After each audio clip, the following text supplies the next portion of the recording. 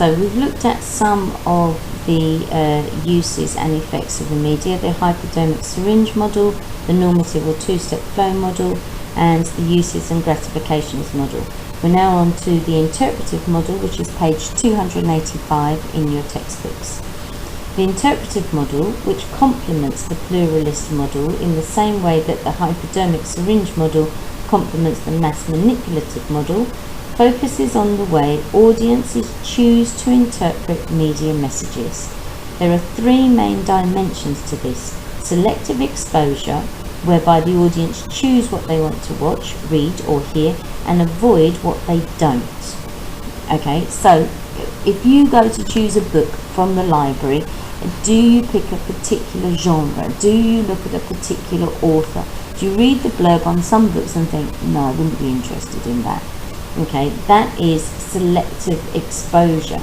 Right, now, when I read the blurb for The Life of Pi, I thought, it's not the sort of book that I would read.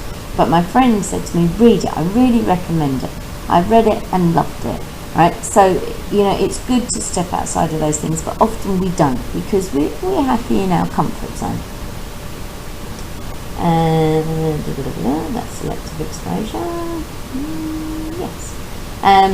Selective perception, where they choose to interpret a media message in a way with which they are comfortable. Okay, so we hear a message and we think, oh, okay, that supports this that I think about something, whether that's positive or a negative thing. Okay, and then, and selective retention, where they choose to retain or forget aspects of a media message. Okay, now this is quite dangerous in the sense that we can pick up one little fact that we hear, but we don't listen to the rest of it, which may go completely against that fact. Information may go against that fact, but we only listen to the bit that we already agree with or believe in any case. This model therefore focuses on the way that audiences seek media messages that will reinforce what they already think, which is a congruent change, rather than search out programs and articles that will challenge deep-seated attitudes. I think maybe today we're better at this because we can access so much information via the internet. So if we want to understand about something, we can read up on it. But often, if the first article you read supports the things you think as well, you may not bother with any others. So this process of interpretation will exist at different levels according to the media literacy of the audiences. At the higher levels of literacy lie the ability to understand the media conventions that surround different genres, such as drama or light entertainment. The intentions of the people who made the programme, for example, being able to understand which people we are being asked to sympathise with, and the different narrative structures that exist, the different ways in which a story is told, for example, through one character or through flashbacks and fantasy sequences. The clear implication here is that a greater ability to read the media will allow a more critical and active interpretation of its message. And sometimes if you're watching something on TV and there are flashbacks, but they don't make it really obvious that that's what they're doing, it can become really confusing. So you need to have this kind of critical awareness when you are watching something, in any case, to link everything together and understand it better. The interpretive model is therefore most successfully applied to those with high levels of media literacy and discretion. It has little to say about those who are less selective in their engagement with the media and are less wary of its potential influence, nor does it take into account the slow drip of media messages over time and different media formats. It sees the audience mainly as individuals playing down the collective way the mass media is consumed. Okay, so here's our criticisms of the interpretive model again. It really doesn't look at long-term effects on people maybe who aren't so critical of what they look at and what they understand. And it does assume that people are doing this on an individual basis, whereas we know that the mass media can affect a large group of people all to think the same way. structured and interpretation model. The structured interpretation model attempts to redress some of these problems. Stuart Hall, writing from a broadly hegemonic perspective, argues that media messages, the text, contain the values of the dominant ideology as transmitted by the journalists. Okay, so there is a dominant ideology that is being spread out to people. This intended or encoded message is described as the preferred reading, the way in which a message is implicitly intended to be understood by its authors. How the message is decoded, however, will depend on the cultural knowledge and context of the audience, leading to a wide range and variety of audience interpretations. The mass media is polysemic. It can be read as containing many messages. So whilst the ruling ideology may be trying to send out a certain message through the mass media, the way that people interpret it will be different, and that will depend on the culture they're from, the experiences they've had, the other things that they've been privy to. So all of these things can make a difference, and this means that the message that is given out could be seen in a completely different way by different groups of people. Okay. Text can be read in three main ways. A preferred reading is where the audience interprets a media message in the way intended by its authors or according to its construction. A negotiated reading occurs when the audience accepts the media message but still do not see it as relevant to their own lives or situations. This can be a contradictory position to occupy. An oppositional reading occurs when the viewer or reader effectively rewrites the media message in a way that opposes the dominant hegemonic position being articulated. For example, a pacifist refusing to accept a media account of why a war may be necessary. Those texts that encourage a very narrow range of readings or interpretations are described as closed texts, and those that can be very widely interpreted are open texts. I think that sentence is slightly wrong. In theory, television news is an open text. In practice, according to the hegemonic view, it is a closed text. Okay, so an open text is one where there are lots of interpretations. A closed text is where there is just one message that is coming across, or two very important messages, if you like. Okay, and again, I think this is fairly obvious when you're reading, what it's talking about here. So people may hear a message and they will understand it in the same way that the people who are sending the message out get it. Therefore, everybody's happy. Others will listen to it and say, no, that doesn't fit with what I think, so I'm just not going to listen to that at all. And others will sort of listen to it and then negotiate it. So they may take some bits of it that they like and reject other bits of it, rather than taking all of it on board. Hall's arguments have been put to classic effect by David Morley in his research into the 1970s television news magazine programme Nationwide. This study investigated the views of 26 groups of people of similar stratified characteristics, where they were invited to watch editions of Nationwide collectively, with Morley investigating their perceptions of the programme through group interviews. Nationwide was just like a news programme that went around the nation telling people what was going on. His findings allowed him to relate the different audiences' perceptions to Hall's typology of readings, finding, for example, that apprentices and bank managers saw Nationwide as commonsensical, the dominant reading or decoding corresponding to Hall's preferred reading. Full-time trade unionists took a negotiated reading, while shop stewards offered an oppositional reading, seeing the programme as presenting a consensus view of society and ignoring the conflicts they knew to exist.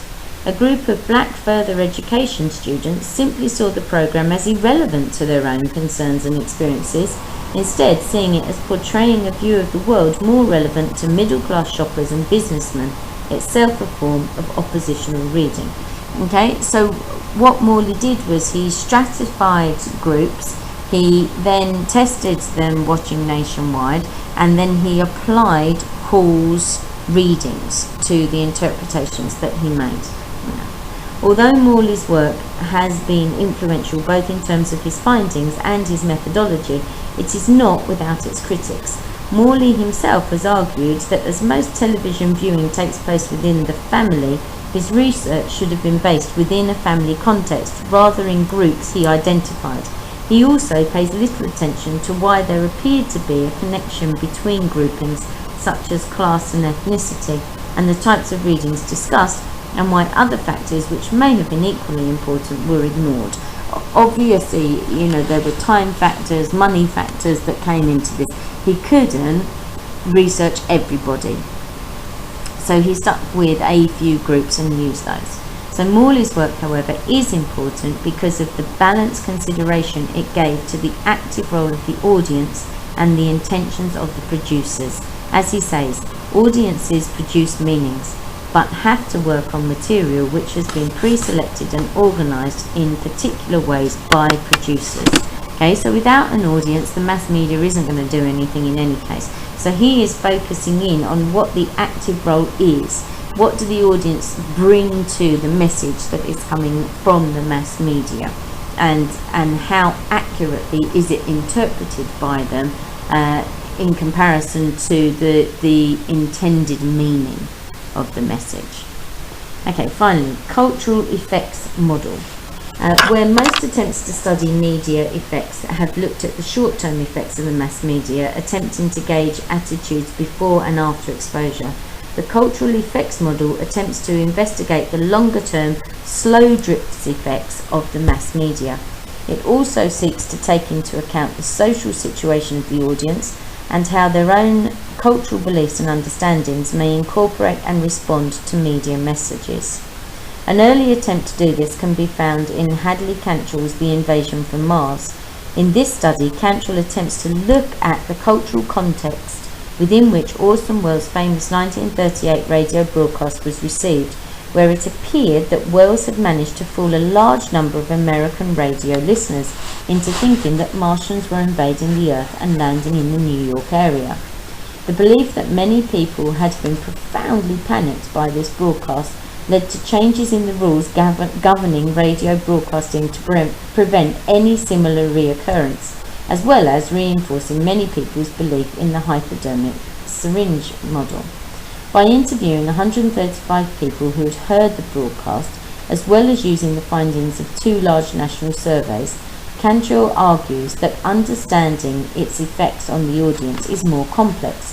First, the survey showed that although 6 million had heard the broadcast, only 1 million believed a real invasion to have been taking place. Most of these, it seemed, had turned on their radio after the programme had started, expecting to hear the scheduled news broadcast.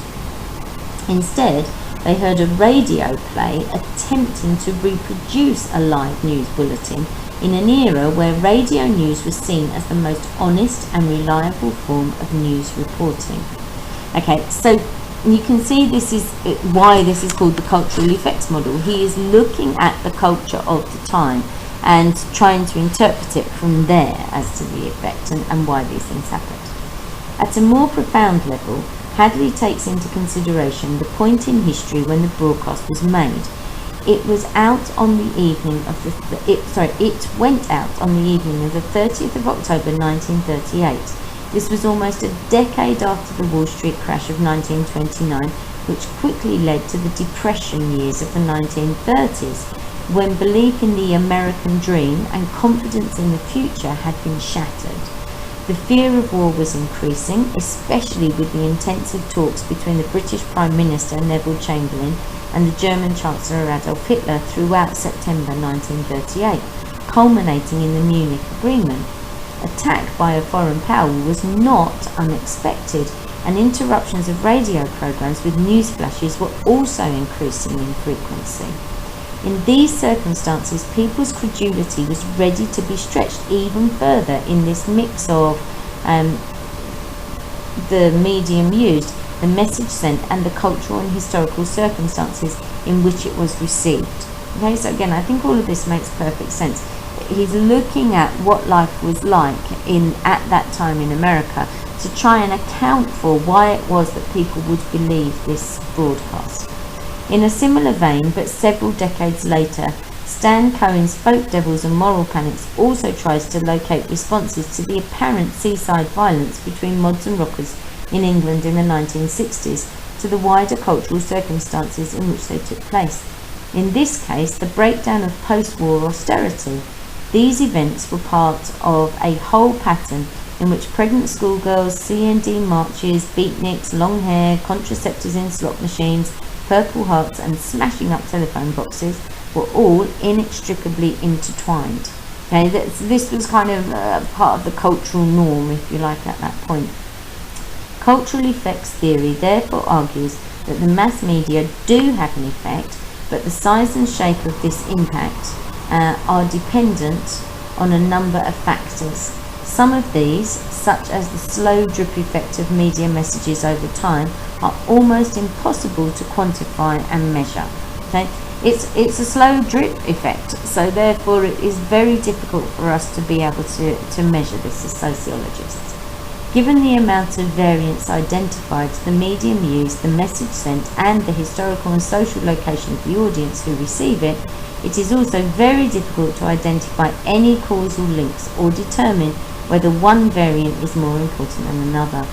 So many factors can come into play that the concept of an effect being dependent on a culture's interpretation of the message, rather than the many individuals who make up that culture, may be lost. Okay, so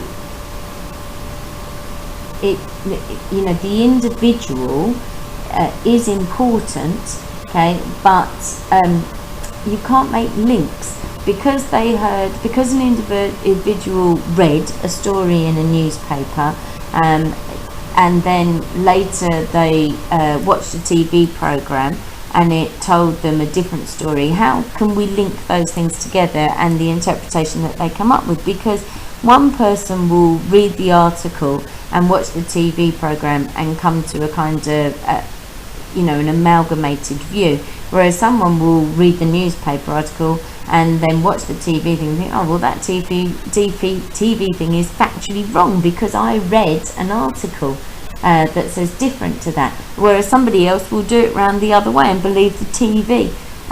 So it's individual responses and the links between them are also very complicated and very difficult to actually measure. So there are then a great many perspectives on the effects of the mass media, from theories that attribute great powers of effect to the mass media to those that give them very little. The variables involved in comprehending any possible effects are numerous and varied, taking into account time spans and cultures as well as individuals. It could be said that this research is no more conclusive than Professor Berelson's statement from the 1940s that some kinds of communication on some kinds of issues brought to the attention of some kinds of people under some kinds of conditions have some kinds of effects.